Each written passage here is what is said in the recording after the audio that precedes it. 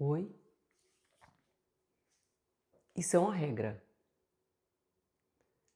Acho que 99,9% dos cafajestes, dos violadores dos direitos das mulheres, dos homens violentos, narcisistas, esse tipo de gentinha que teve no meu passado, quando termina um relacionamento e tem filhos, os filhos passam a ser uma moeda de troca. E foi isso que minha filha passou a ser, uma moeda de troca. Ele usava o tempo todo a minha filha para me atingir. Eu saía para trabalhar muito cedo e minha irmã em casa com a minha filha, ele passava, pegava a minha filha e não queria devolver. E aí eu ligava o tempo todo implorando, traz a criança, traz a criança.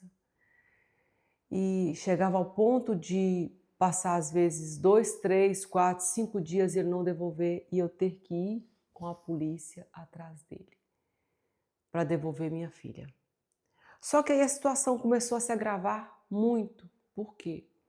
Minha irmã também começou a trabalhar, eu tive que colocar uma moça para tomar conta da minha filha e nisso eu tentei um acordo com ele. Tentei ser cordial, olha, um final de semana você fica, no outro ela fica comigo, só que ele nunca cumpria. Ele pegava no final de semana, devolvia quando queria. E fazia de tudo o tempo todo para voltar para mim. Sabe aqueles carros antigamente que iam na porta das pessoas fazendo declaração de amor e davam flores? Aqueles carros andavam atrás de mim o tempo todo que ele pagava para poder ficar fazendo aquilo, aquela coisa ridícula. Na porta do meu trabalho, quando eu saía, eu tinha que sair escondida. Eu pegava carona com meus colegas, saía abaixada para poder me levar para casa, porque ele ficava em frente ao trabalho, me vigiando o tempo todo. Era uma perseguição insuportável. Por mais que eu dissesse eu não quero, quanto mais eu falava, mais ele me perseguia. Comecei a ficar com muito medo. Só que quando ele viu mesmo que eu não ia voltar, minha filha, óbvio. E veja a canalice que ele fez comigo. Pegou a minha filha, eu tinha comprado para minha filha uma melissa. E vocês sabem que a melissa, por ser plástico, às vezes machuca o pezinho. Ele pegou a minha filha, levou para a casa dele, isso numa sexta-feira. Aproveitou que os pés da minha filha estavam com calos, pegou 2 amigos dele, pagou para que fossem testemunhas falsas minhas. A minha filha só tinha 2 anos e pouco, fazia xixi. Como ele não limpava a minha filha adequadamente, minha filha se assou toda. E ele pegou a minha filha nesse estado, toda assada, com os pés machucados, levou para a delegacia e essas 2 testemunhas falsas. Chegando lá, relatou para a delegada que eu era como falam hoje em dia, garota do job. Foi o que ele disse. Que eu era isso e que eu deixava a minha filha abandonada e que eu tinha um namorado. Veja só, eu estava tão traumatizada com o homem que eu não queria nem ver a cara. Ele disse que eu tinha um namorado e que meu namorado tinha queimado os pés da minha filha com cigarro. Aquelas marcas de calo, então, se tornaram queimadura. E que não mais havia molestado também a minha filha. Ou seja, aquelas marcas de assadura seriam de tentativa de molestar a minha filha. A delegada achou muito estranho o comportamento dele, mais estranho os amigos, porque ela fez uma espécie de acariação e eles não falavam uma coisa diretamente igual. Mesmo assim, abriu o inquérito, tinha que investigar. Munido desse documento, vejam como a justiça é, como ela se compra, como ela se vende. Munido desse documento, que era apenas as declarações que ele fez, que daria início ao inquérito, ele procurou uma juíza lá no Fórum Rui Barbosa, em Salvador.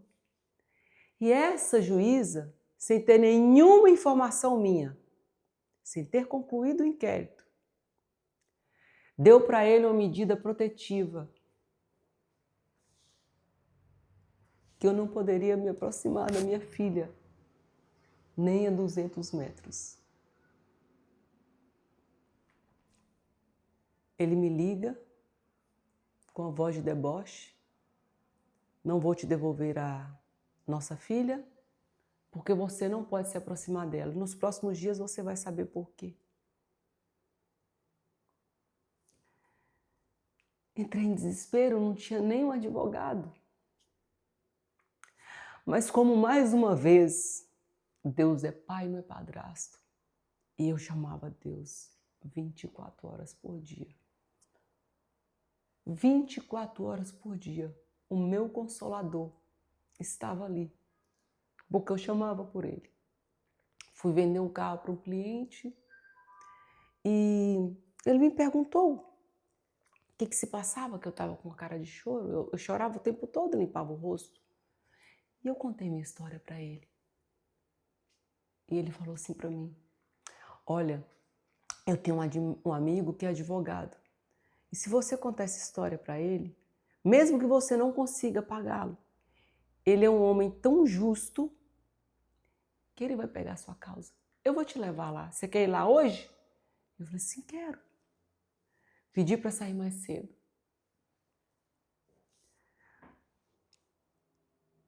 Desculpa.